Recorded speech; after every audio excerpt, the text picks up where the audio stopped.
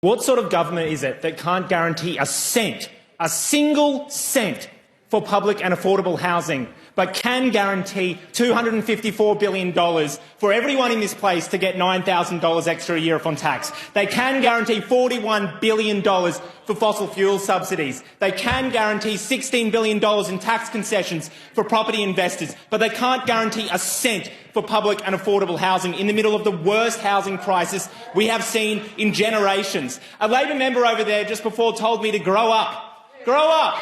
And if you think that your strategy is to tell everyone in this country it's immature to think that in one of the wealthiest countries in the world we can't put a roof over everyone's head, if you think it's a strategy to call people immature because we think it's wrong that you're raising more money from charging interest on student debt than you are from raising taxes on gas corporations, if you think it's a good strategy to tell everyone in this country that it's immature to expect that while politicians in this place are about to get a $9,000 extra a year off on their tax, we think no one in this country should be forced to live on poverty payments. How dare you? How dare you? And the strategy that you resort to is lying to the Australian public. Now, if you're watching at home, here's the strategy that they're deploying. Here's the strategy they're deploying.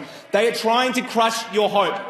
They are trying to crush your hope. What they are trying to do to you right now is to say this is all you can hope for. And if you hope for anything else, and if anyone comes out and says, you know what, when you can find $4.2 billion for a surplus, maybe we should be spending $5 billion a year on public and affordable housing, you'll get attacked for it. They are trying to bash you down until there is nothing left for you to hope for. But you know what? The reality is that the reason they're doing it is not for technical or policy reasons. There's not actually any reason we couldn't tax big corporations and make sure we build enough public and affordable housing in this country. The private construction industry is in decline. We could be using those skills and construction materials to build public and affordable housing. We could be freezing rent increases, the same that countries around the world have done and Australia has done before. We could do that. But the reason they don't want to do it is because really they're on the side of the banks and property developers who make enormous profits in this country. Here's the deal. In this budget, they're guaranteeing money for property developers and tax concessions to build apartments that when Mirvac built them, Mirvac, by the way, the outgoing CEO of Mirvac, if you're wondering, is also the person they're appointing ahead of their National Supply and Affordability Council. What a sick joke. Anyway, they charged for those apartments 20% above market rent.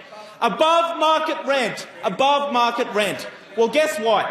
No one in this country is going to take that for much longer. And if you think your strategy is to yell and abuse and attack anyone who asks for more, if your strategy is that, and listen to that, you've got another thing coming, because there's enough people in this country now who are screwed over by a political system that snarls and attacks anyone who asks for more, while we've just seen the banks record tens of billions of dollars in profit. If anyone thinks that's normal, and if you're going to go around and call the Greens radicals for suggesting that in a wealthy country like this, the fact that the banks are making billions of dollars in profit while the government can't guarantee a cent for public and affordable housing is moderate, you've got an absolute another thing coming. The only radicals in this place are the ones who think doing that is sustainable. The only radicals in this place are the ones who think that it's okay to give yourselves $9,000 extra a year off on your tax while telling people they have to live on $52 a day. What a sick joke. We had someone come into our office, a woman who had just had her rent jacked up by $120 a week. $120 a week, and this person is on Centrelink payments, unemployed long-term because of a debilitating heart condition, but unable to get on DSP. After rent, bills and food, he literally did not have the money to pay the $70 train trip to get home to be with her. When my team told him we'd transfer him $100 immediately so he could book the ticket straight away and buy some food for the trip, he broke down weeping. He spent 2 full days desperately pleading with Centrelink to give him an urgent payment. And you stand here and you think that it's good enough to give yourselves tax cuts while this is happening to people in this country. How dare you?